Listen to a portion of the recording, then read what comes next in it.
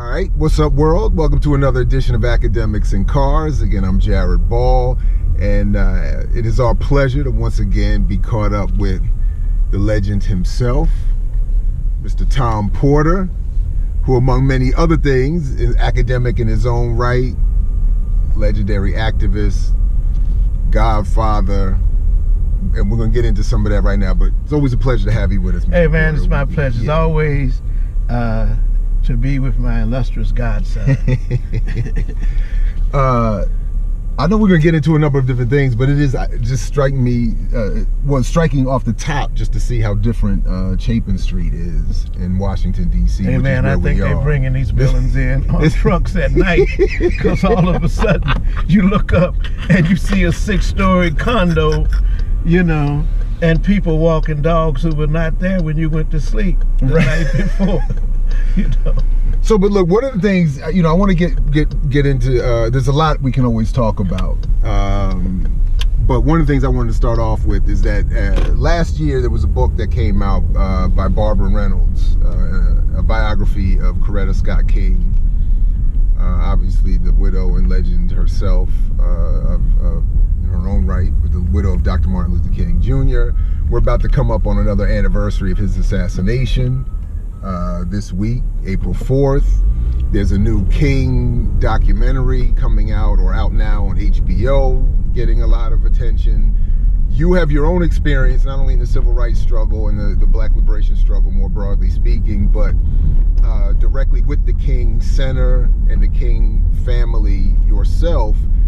And it seems, unfortunately, that in this Reynolds book, there's some mischaracterization of your relationship with Mrs. King and that struggle, and beyond. So I want to start there, but beyond that, I think it's important that we maybe start there. But in terms of how these histories are told and represented in general is, I think, something of great concern to me, and something I definitely wanted to talk with you about in this ride. So I wanted to start with this characterization of you in this book by Barbara Reynolds, which has been touted as, you know, by all the mainstream press as the book of 2017. I think NPR said, the Washington Post lauded it, so it's gotten all this praise.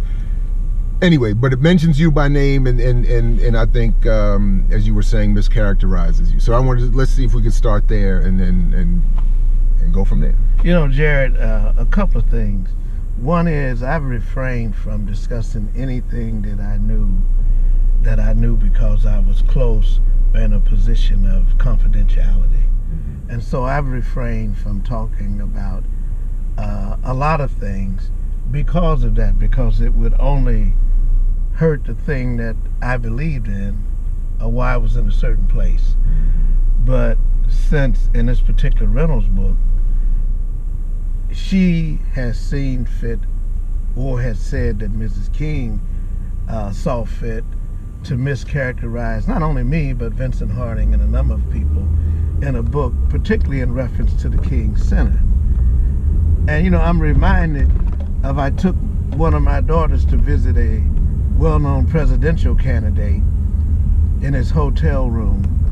And so when we left the hotel, I asked her, what did she think? And she said, Daddy, his feet stunk. Mm. And so symbolically, it says to me that they're great people, but we all have imperfections. Mm. And so her thing that Daddy, his feet stunk. Mm-hmm. And I'm reminded of another musician who told me that a great musician used to visit his house to visit his father, and his feet always smelled. But yet he was a great musician. And so that I say that to say that we're not without our imperfections. And as I read the thing that Barbara Reynolds said, that Mrs. King said, first of all, they were untrue. One, they mentioned the Democratic Convention being in California, but it was in Miami. And the Miami convention was a very interesting convention because Shirley Chisholm was also running.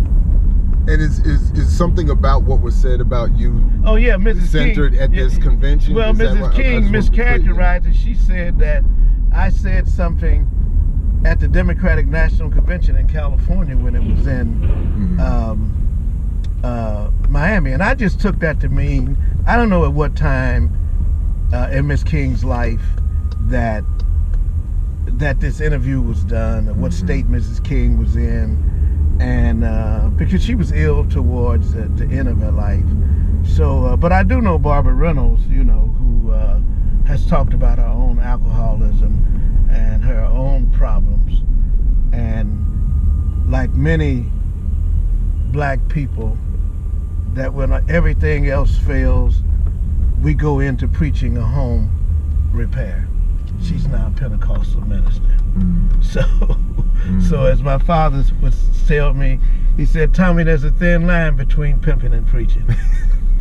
So with that being said, I initially went to Atlanta, not to head the King Center, but to develop something called the Institute for Nonviolent Social Change. And at this time, there was no such thing as the King Center, only in name. It was in the basement of the Interdenominational Theological Seminary. And they had fired the first staff of the King Center, which was made up of militants and ex-movement people. And Vincent Harding was the first director.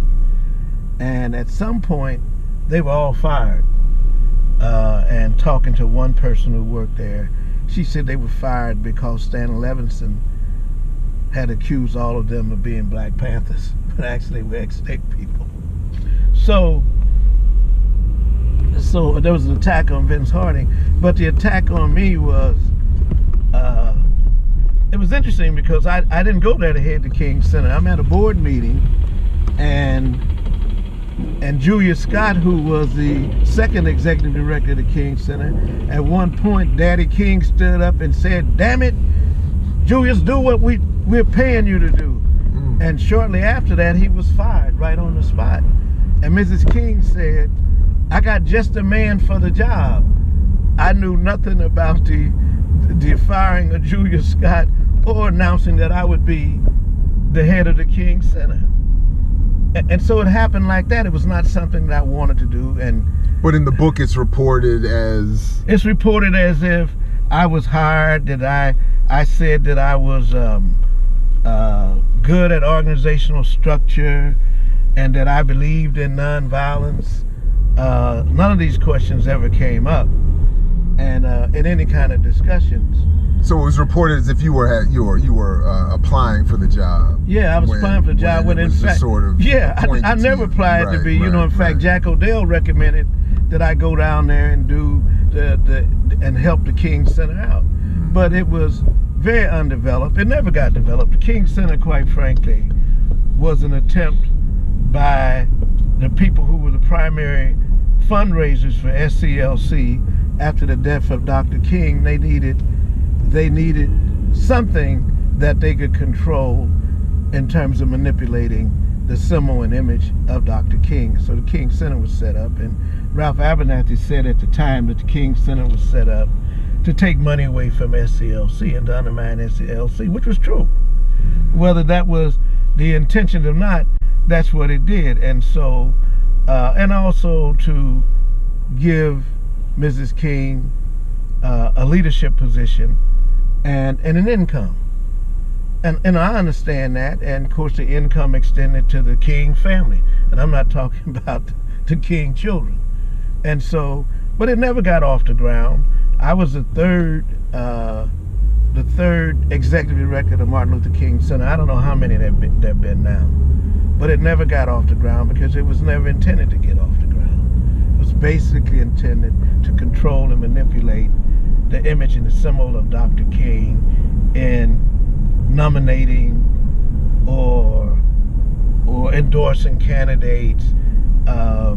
And so there's this long litany in the thing about how I wanted absolute control, and I said that they were wasting money, which was true. They had a $70,000 travel budget spent in 1 year because Mrs. King didn't travel without other people who wanted to go and get photo ops wherever she was going.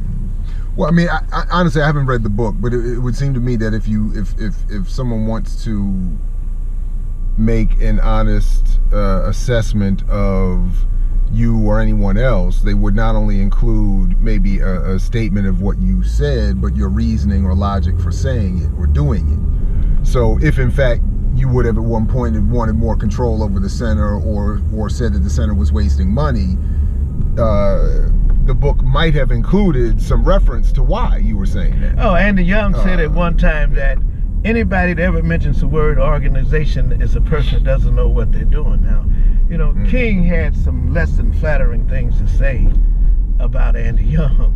And of course, Andy Young and the King children have on their own fights about rights and what have you.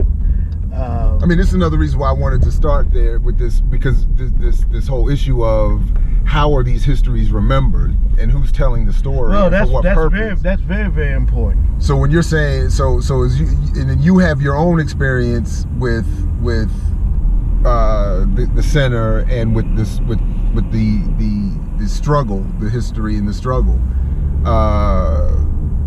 So you would have a little bit of you. I mean, you would know a little bit about what you're talking about, but go ahead. I want, but so you know, Young is saying something about King, and no, Young is saying anything that anybody that mentions the word organization is a person that doesn't know what they're doing. Andy Young, you know, was is not a very bright person. Stanley Levinson once said to me, not something I heard, that Andy Young said he never read Marx because he thought if he read it he might believe it. But he also said that Andy Young's wife was much smarter than he was, which was true. Which is often the case. Yeah, but you know, from all of us. Stanley Levinson, you know, the whole King thing and what went down and the period at which Mrs. King, because I was there for a very, very short time. After a while, I just left, you know, because it didn't make any sense. But this notion of my wanting to be in control and what have you, anybody that knows me, that even when I have authorization to sign checks, and it's usually in a situation like at the radio station or at the King Center when there's more than one person who can sign, it usually takes 2 signatures. In terms of the King Center, was Christina Martin's sister and Coretta and myself. I never sign checks when I don't know where the money's coming from or where it's going. I'm on record for saying that. Whether it was at WPFW, what have you, I'll put my name on anything. So this wanting to be controlled, but the issue is that it became very, very clear that nothing was happening at the King Center.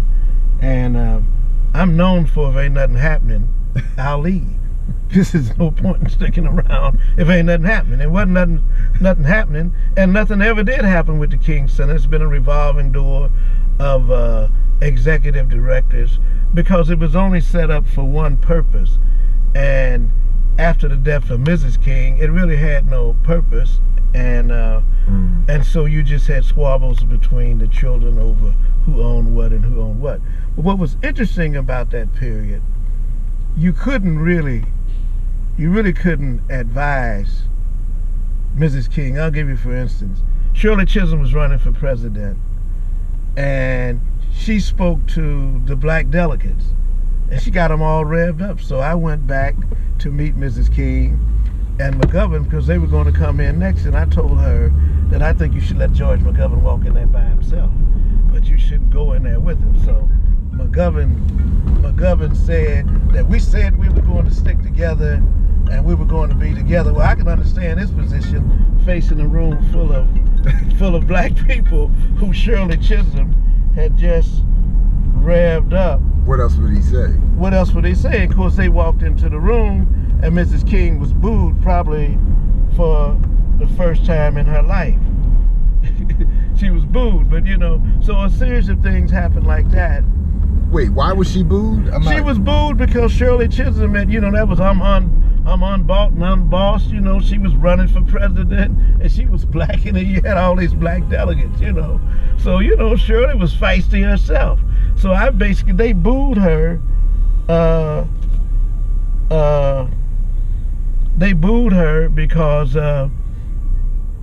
they felt, as I felt, that McGovern shouldn't have been using her as a crutch.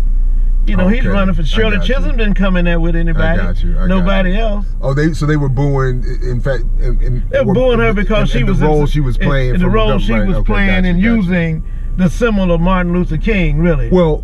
So real quick, by the way, I thought, you know, it seemed crazy to have you in the car. You mentioned PFW, and I know you have an extensive history not only in radio, but in particular with as you've called it, black classical music or jazz.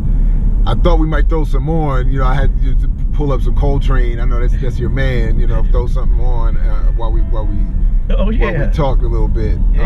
You can't go wrong with Train.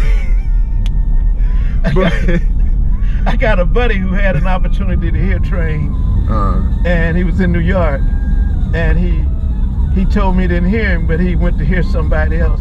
I've been dying to ask him who else did he go hear. Right. But I haven't had the nerve. Right, exactly. Yeah.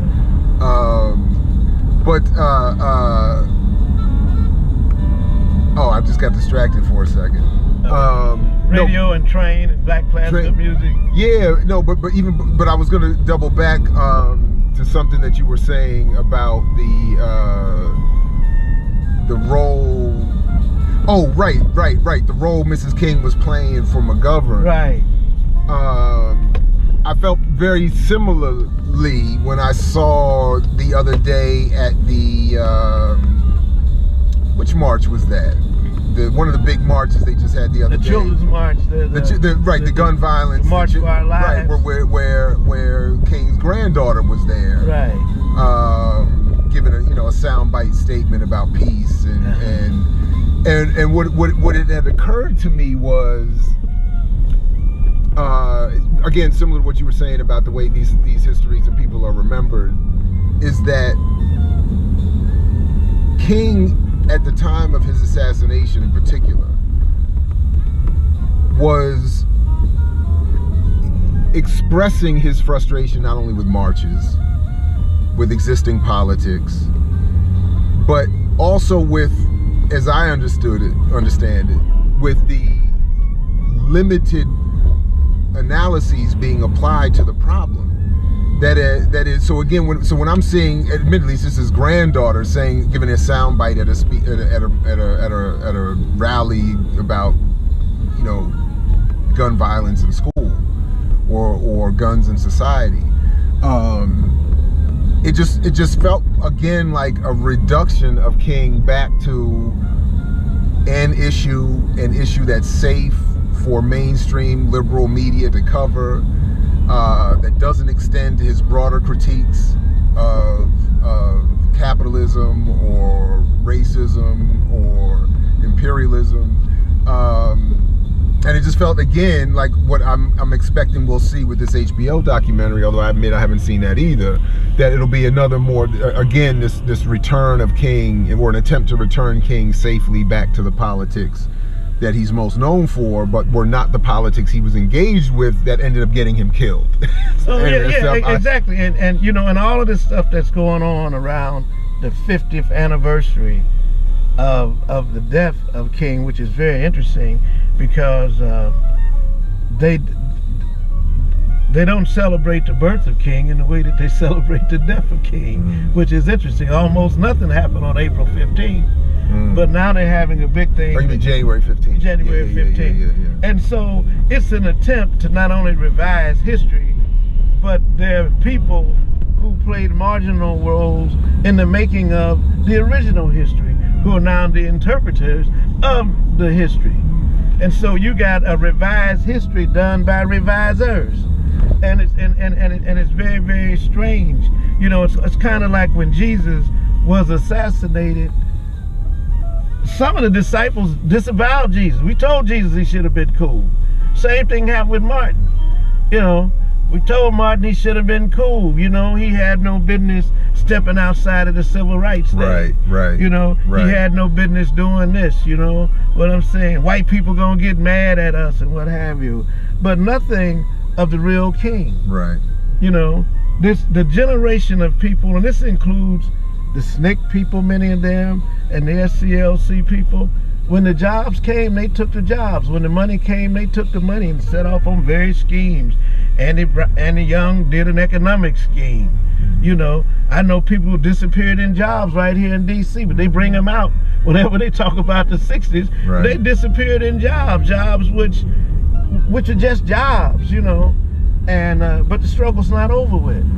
And so what have they been doing? You know, I like to ask people sometimes, what do members of the Black Caucus do every day? Do you have any idea? I like to ask them, what do you do on a day-to-day basis? You don't make any statements about the killings of black men and women. You don't make any statements at all. What do you do?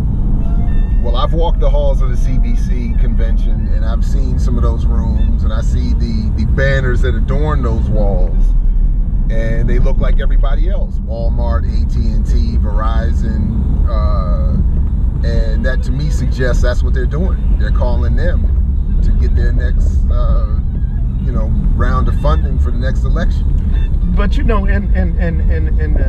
which doesn't leave a lot of time, by the way, to do what you're talking about. That's all. Exactly.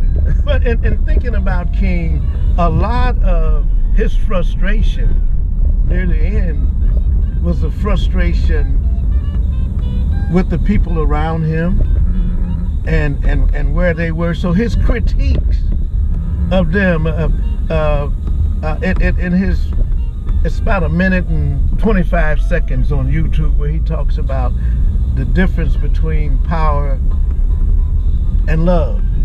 Because, you know, they like to put him in the love, you know, the Teddy Pendergrass thing. Right.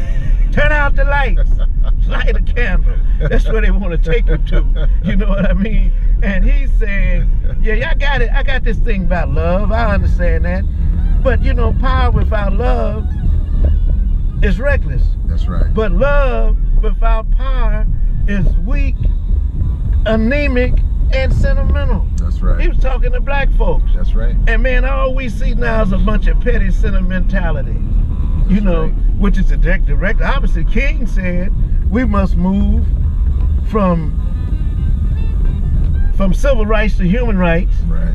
And from reform to revolution. That was a speech given internally to SCLC. But as you always point out also, they also, just in terms of what he said popularly, they always leave off the second half of the nonviolent direct action. Right, or they always leave out the direct action. Right. You know, they leave that out, you know. King believed in nonviolence. Yeah. Right. And then, of course, now they're out this thing with King with how he knew how to manipulate the media. Right. Of course, the media is telling this story. Right.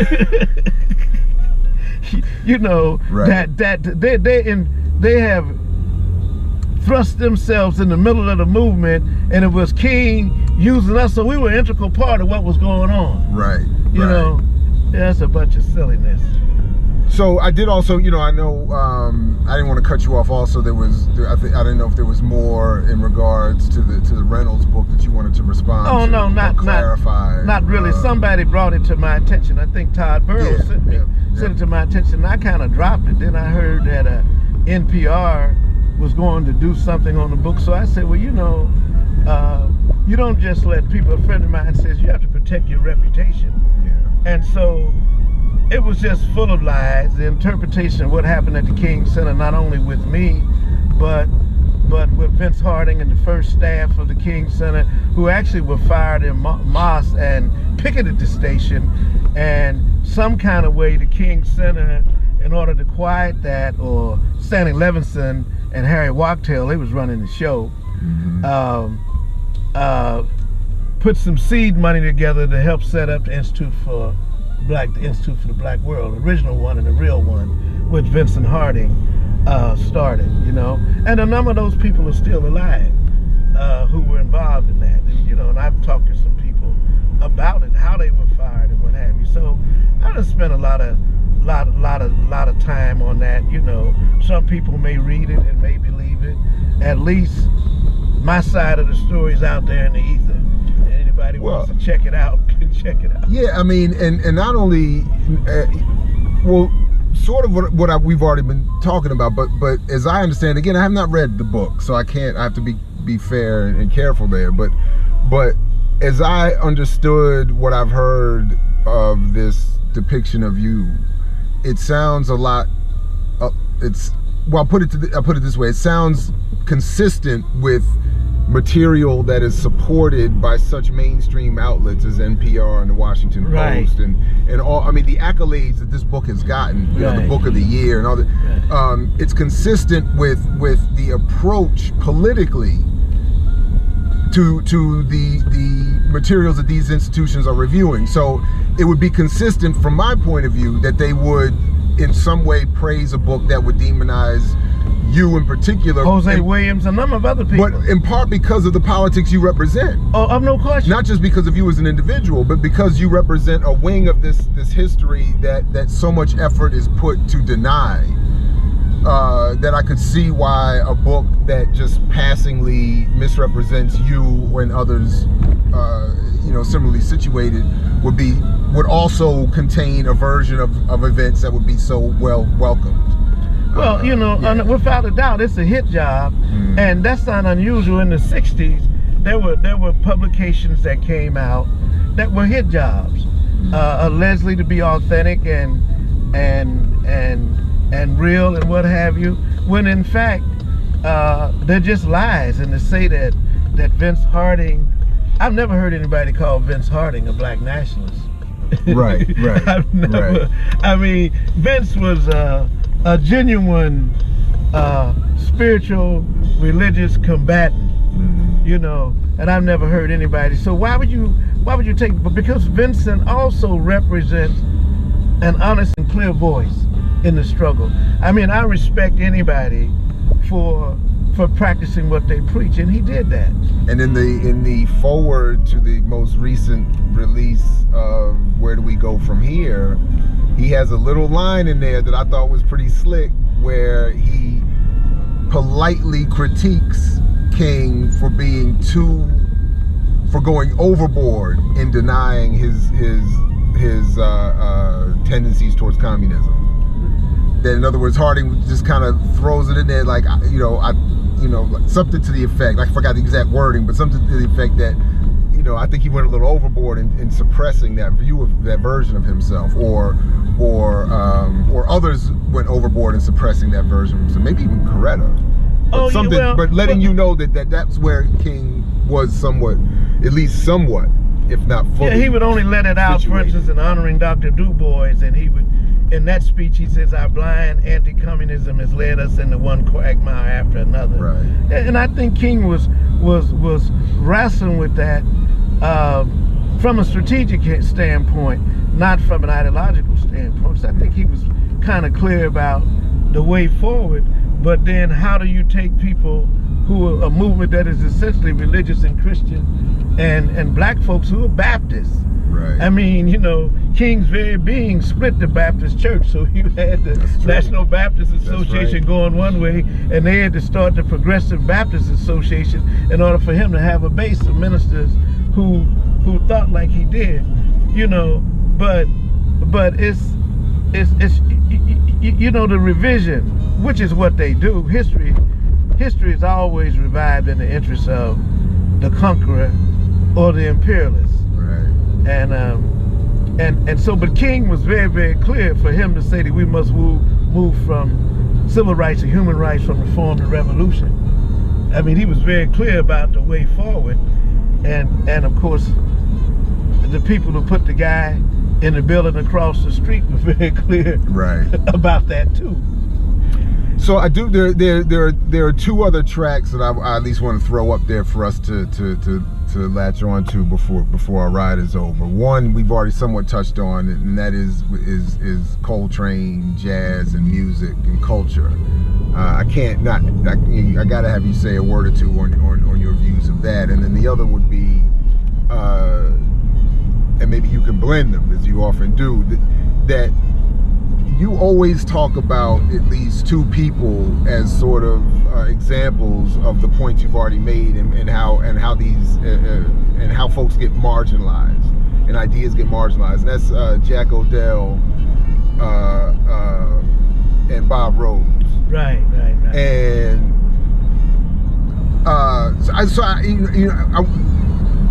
I bring them up to ask, you know, sort of I kind of want to have you just say something about what do those men and the views of those men mean, and what does that mean in terms of where you think black people should be going analytically in 2018 and you know, going forward? Like, what in their work speaks to the viewpoints that we should be, if not fully adopting, incorporating in some way into our own right now? You know, Jack Odell, who I met, he worked with me when I directed the Antioch Graduate School of Education. And I learned so much from Jack in so many books, but one of the most important contributions that Jack Odell made, because there's always been this question of black people in this country: are we a nation? What exactly are we? Are we colonized?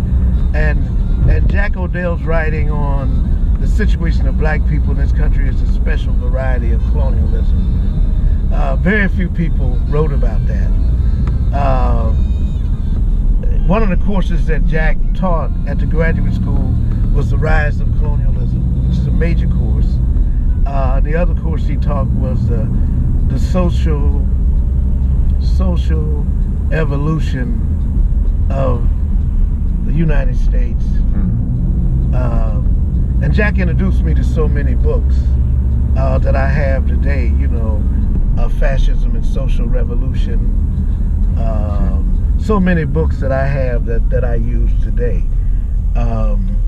And Jack's in Vancouver now, and he's getting on up in age, but he is somebody that I think is really important in understanding how King thought. And it's interesting that Kennedy basically said to Martin that there wouldn't be any March on Washington as long as you had Jack Odell. And Martin didn't ask Jack to leave the organization, he asked Jack to step back. And I remember asking Stanley Levinson, he and Jack Odell were the two people who were considered to be the ideologues around King, about why was Jack asked to leave and you weren't asked to leave. He said Jack was dumb enough to write an article in Political Affairs, which was the magazine of the Communist Party. Now that's very interesting for a guy who claimed to be a communist himself. Right. To say that the other guy was dumb enough to write that. And of course I asked Jack about it. He said, man, that was so long ago. And I remember at one point in my life I was thinking about investigating the Communist Party. And Jack was the person who said to me, there's no need to. I mean, you know, he was saying to me that, you know, first of all, if you believe in something, you can believe in that.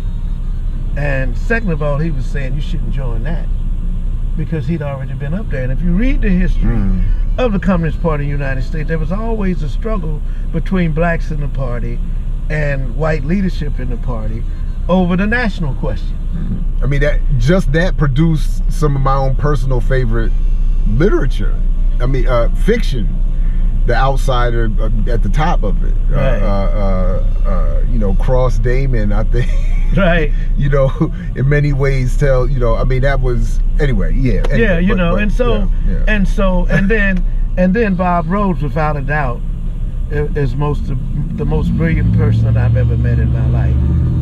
I've never met anybody who studied consistently as much as he could about what was going on in the world.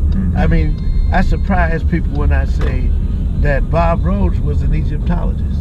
Yeah. That was something he studied. Bob could because that's what he did. He dedicated his life to knowing and teaching, and which is a very lonely existence, you know. And but just a very brilliant person, and just being around him, being in the room, being able to teach with him, sit up late at night with other groups of people, you know, discussing ideas and politics, which is something that I really miss. You don't really get much discussion today. I mean, that was one of the things that I've learned through you and even him to a lesser extent, that the importance of the global picture, right, and the global experience with race in adopting that into our own understanding of race in the experience in this country. that, you know, that I don't know. And I even was thinking about it recently as we hear more and more about, you know, this president and these trade deals and China's rise in the global economy, or their attempt, you know, and the repositioning of African and so-called global Southern economies, and what does that mean for black people here?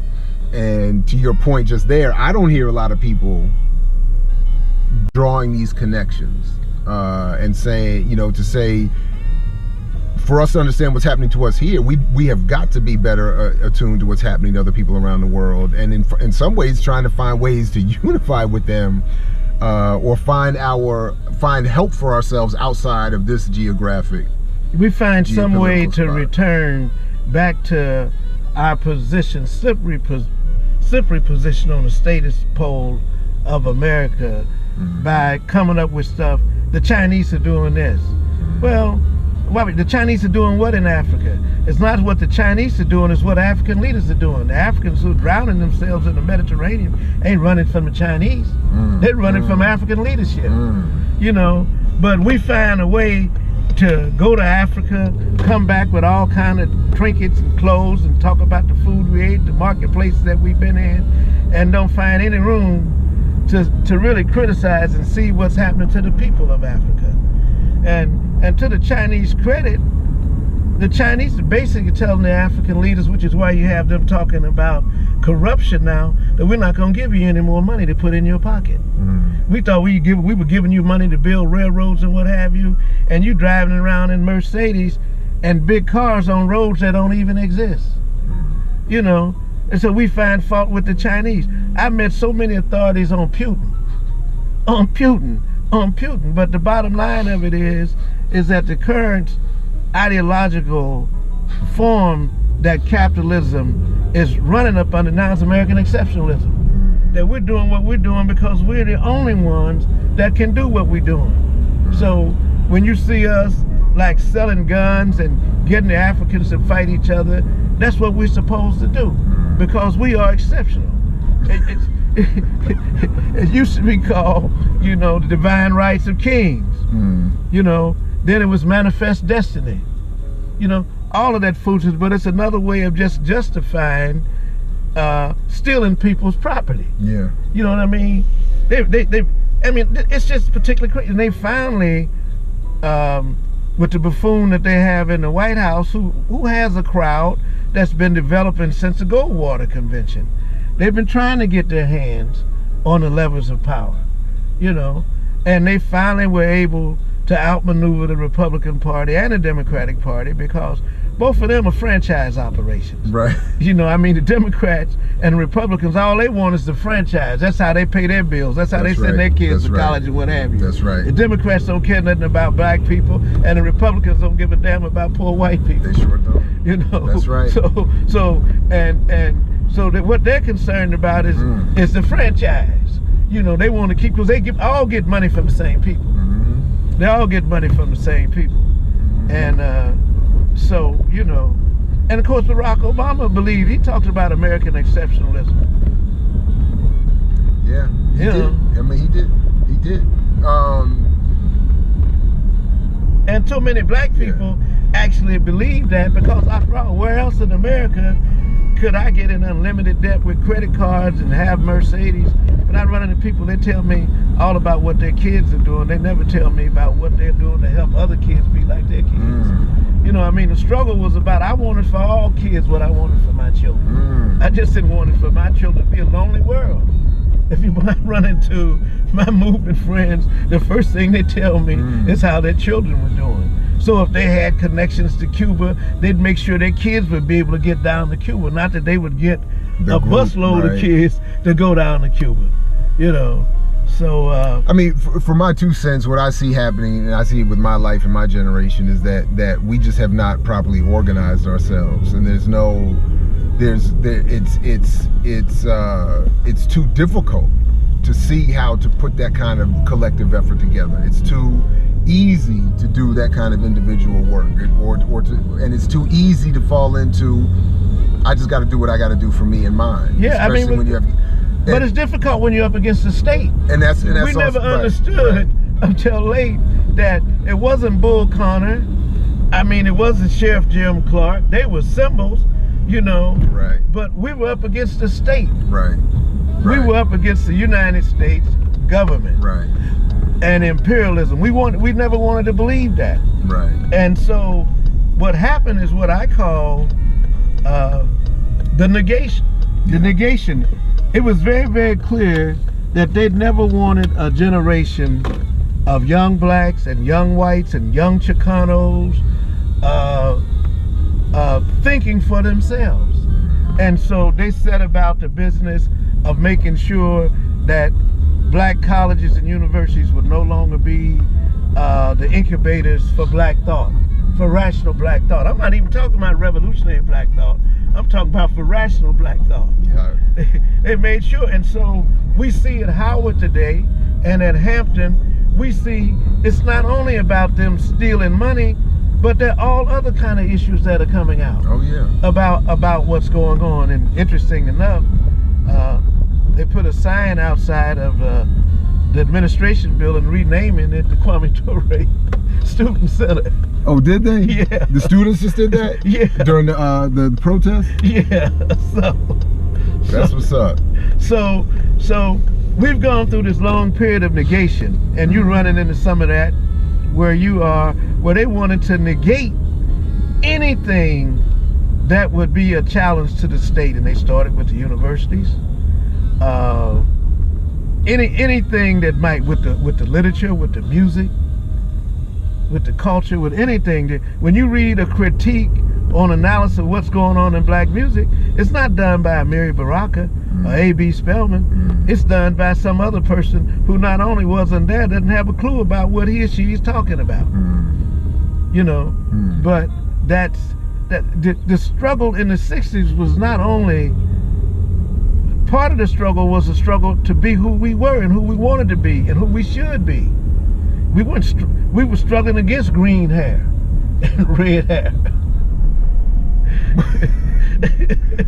Break that. I don't even. What does that mean? I mean, we went from like, did our natural hair look good to where, like when Rocka got a song, and those beautiful black women, black and beautiful soul and mad, said it's her own natural hair. There ain't no red, green, or candy. Right. It's her own hair. And we back to like not knowing who we are. You see, I mean, it's unbelievable. I look at these people on TV. A black kid gets shot, and his mother's on there with fingernails 10 inches long. One side of her head is red, other side is green. And everybody loves Junie. Can you read it? I'm okay. Okay. You can't. But I'm just saying, they negated all of that. They negated all of that. So we don't know who in the hell we are, and we got a mythical image of Africa. We talk about Africa, and we don't even deal with the constant state of Africa. We leap all the way over human history and go back to a period where we were kings and queens. But what happened? Well, it's not only that, but as others have joked, not all of us were kings and queens. Absolutely not. And that's okay too. We contributed to society. I have a feeling that my ancestors were at the bottom of the pecking order some way, somehow. My father was a construction worker, man. If he'd have helped build the pyramids, they'd have locked his ass in there that was gratitude for help building the shit that you can take your live and lay up there and rot with the pharaoh. But although at the same time though, and again, and this is something that's also frustrating. At the same time, even with that wing, there is an attempt to negate the radical analyses that come from an understanding of ourselves as African or diasporan people. Right, exactly. And so today's world, and that's why this generation so much is condemning it as the Hotep. The popular or the the popularization of the negation. Right, exactly. And the job and the task for not just your generation, but those of us who still left, is to negate the negation. Right. That's what the task is, and you know, I'm 78 years old, but you know, I love a good fight as long as it's a righteous fight. I hear that. Got no problem with that. So as we start to, which way should I go to get back to your spot? Let's keep going. Yeah. Well, I do want you to say something about music and Coltrane and art, and I guess I would ask, because you mentioned him already, Amiri Baraka. What do you say to people when this question of politics and art come up? What is the responsibility of the artist, or what is the responsibility of art, or is there? You know. Well, you know, Paul Robeson said that the artist must stand. The artist is not separate. You know, as a matter of fact, the artist has a responsibility, as Cabral said, that culture is not only a product of history, but it gives history direction. And so, if it's like we used to say about education. Education should equip you to deal with your environment. If your environment is bad, it should equip you to change that. If it doesn't do either of those, you don't need it. It's worthless. And so, culture that separates itself from the struggle, and they worked hard to do that, and they did it with all forms of African culture. They turned reggae into dance hall, hip hop into gangster rap, you know, jazz into smooth jazz. You know, you want to hear that people tell all the time, that Coltrane is too deep. I can't understand. I can't read Fanon. I don't know what he's talking about. So then, you know, you get your wine cooler and listen to the latest version, you know, of smooth jazz. Do you like any of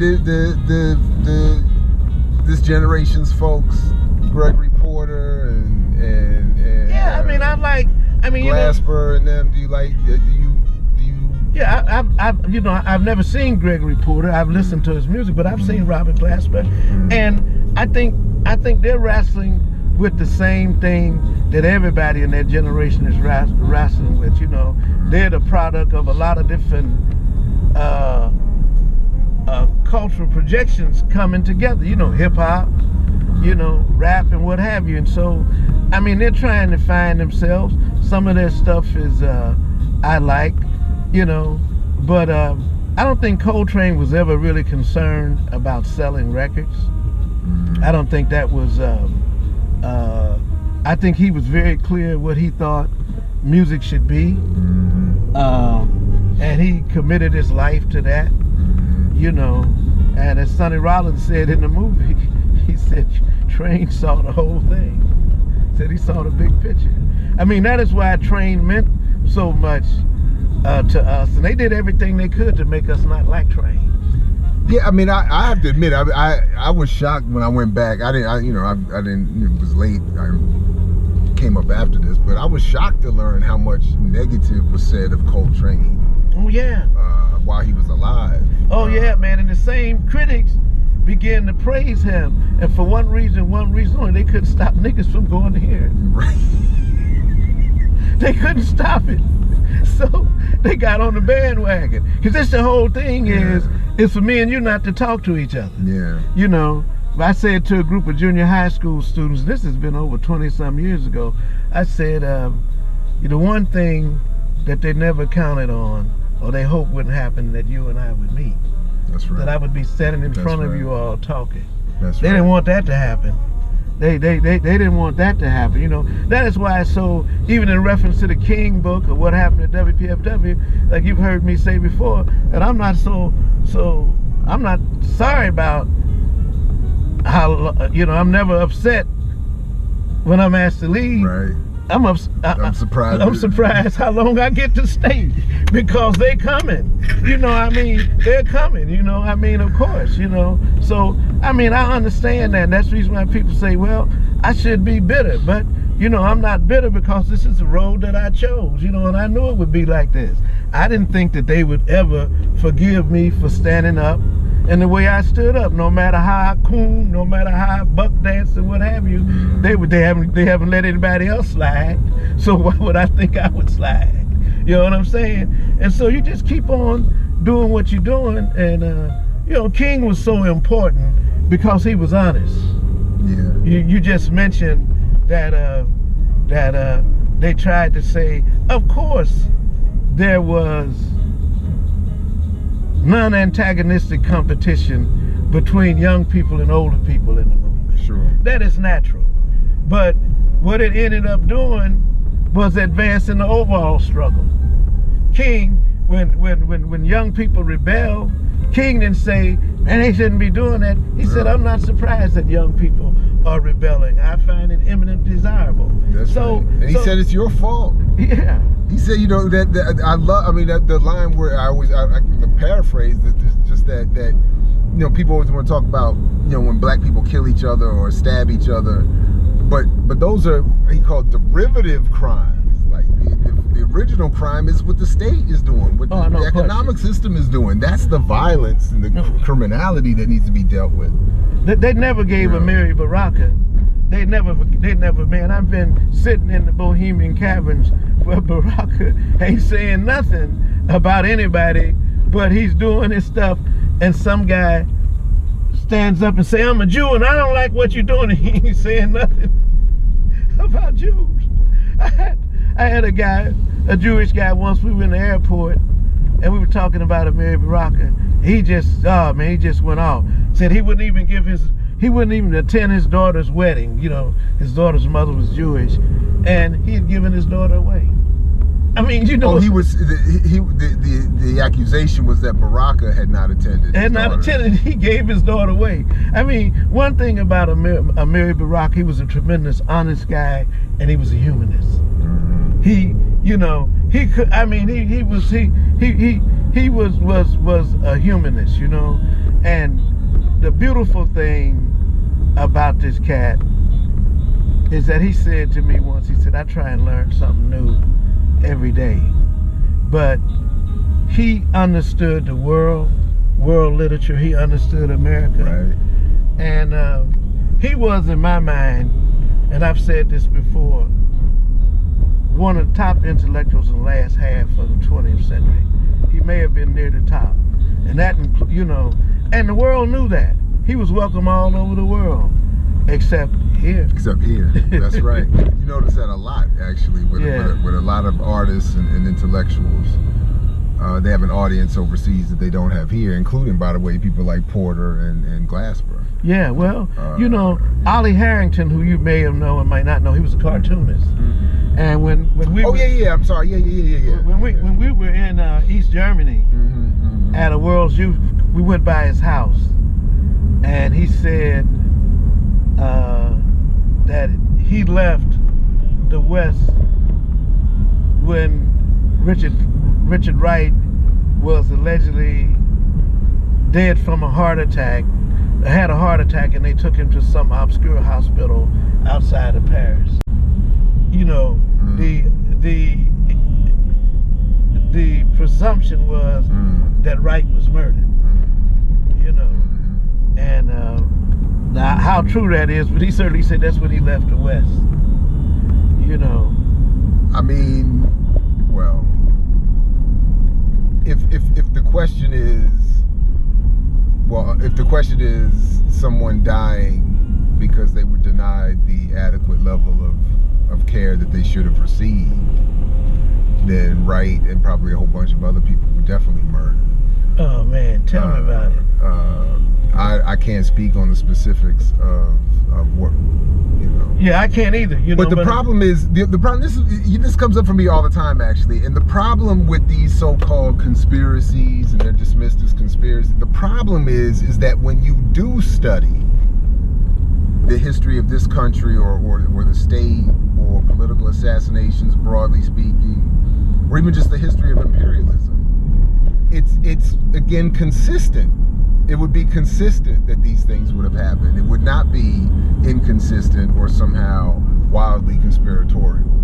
Well, you know, so you know, anyway, but so I don't have any. I don't know about Richard Wright, but it's just you know, any more than I know, I guess, about some of the specifics about somebody like Fanon.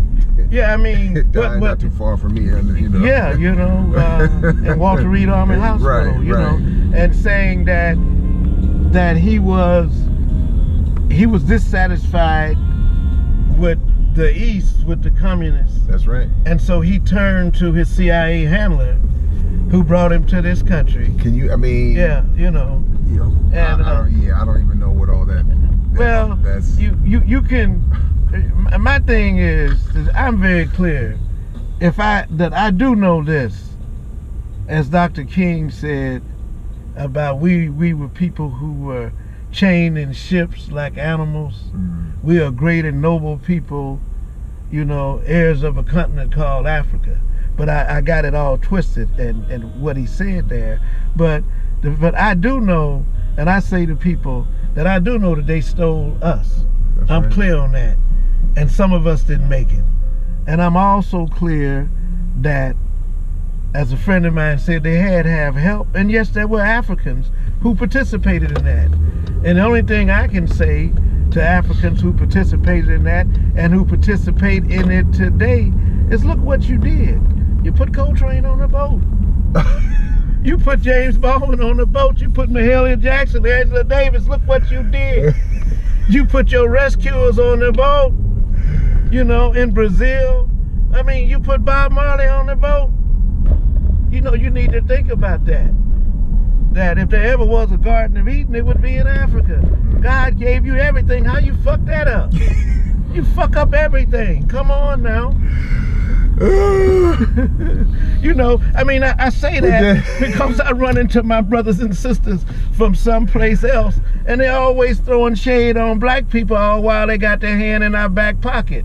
You know, so I mean, I have to tell brothers, man, look, whether it's Jamaica or Trinidad, it's just another place where the slave ships stopped. Come on now, let's be serious about this shit.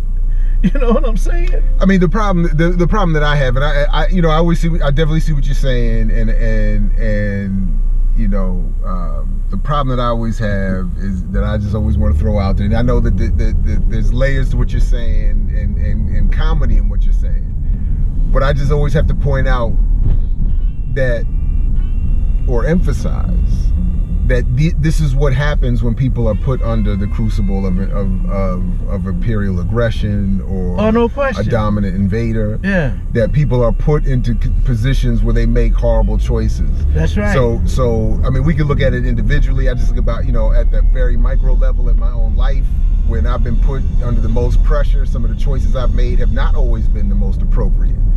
And then if we just expand that to a bigger level where you're dealing with, you know, conditions of a people or a state or a nation that's being invaded and colonized and enslaved, then of course you're going to make a lot of bad decisions.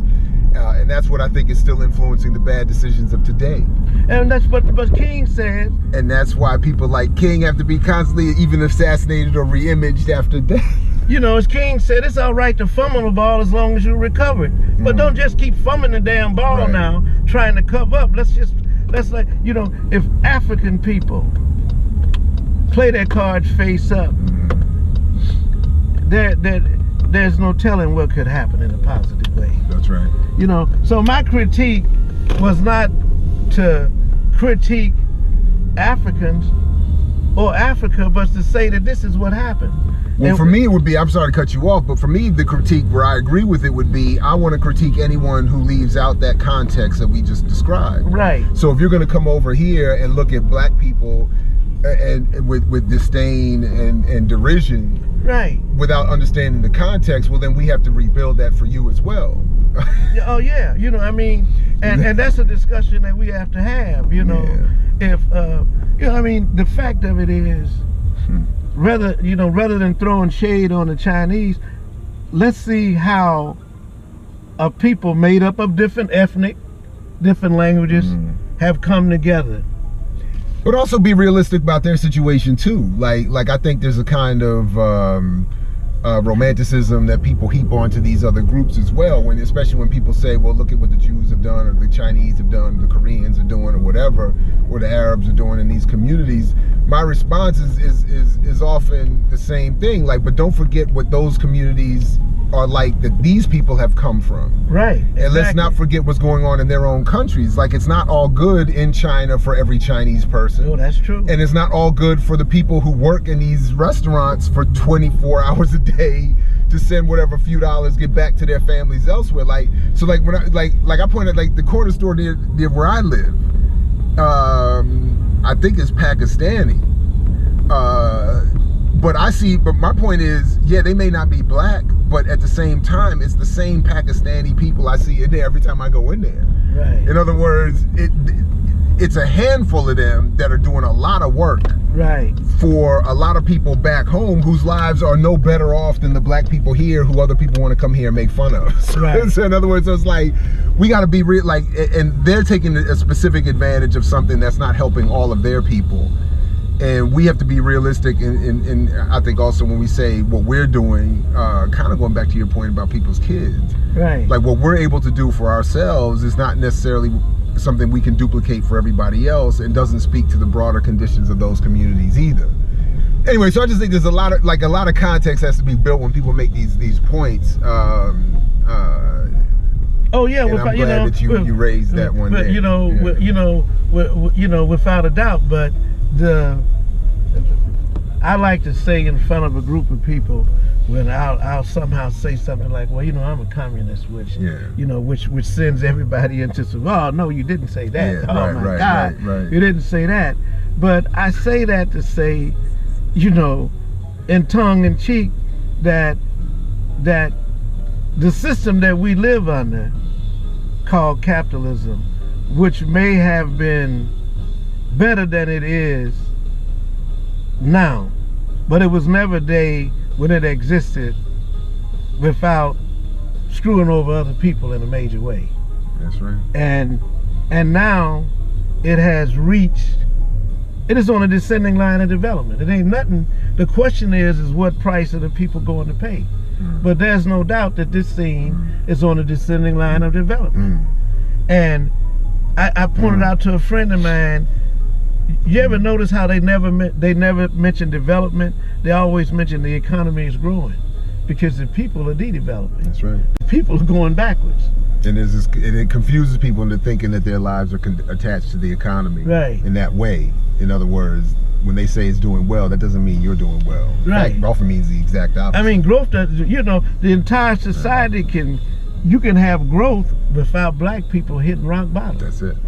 Or with black people hitting rock bottom. That's right. And so, but hey brother, it's been nice. Hey man, look, we're gonna have to do this again. Mr. Okay. Tom Porter, thank you very much for joining us for this edition of Academics in Cars, man. Oh man, I've enjoyed it. I appreciate it. It's a novel idea, and it's always good. It's always good to kick it with my godson. Yeah. You know what I mean? Yes, indeed. Yes, man. All right, well, thank you, and to all those watching, as we would say to Mr. Porter, and we know it's the case with him, to you we say peace if you're willing to fight for it, as Fred Hampton used to say, and we'll catch you in the world. And if you ain't willing to fight for it,